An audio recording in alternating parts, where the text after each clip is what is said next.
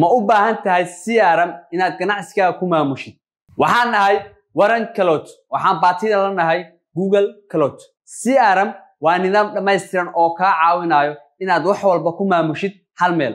waxaad ku maamuli kartaa sida inaad ku kaydiso xogta macaamiishaada si aad ugu dirto xayeysiisyo u gaar ah la socoto cidda wax ka iibsato badana ogaato waxa macaamiishaadu ay jecel yihiin iyo goorta ay wax ka iibsadaan kaydinta macluumaadka macaamiisha sida magacyadooda nambaradooda iyo email-adooda la socodka xiriirka macaamiisha sida wicitaanada balamaha iyo cabashooyinka ka shaqaynta suuqaynta iibka iyo adeega macaamiisha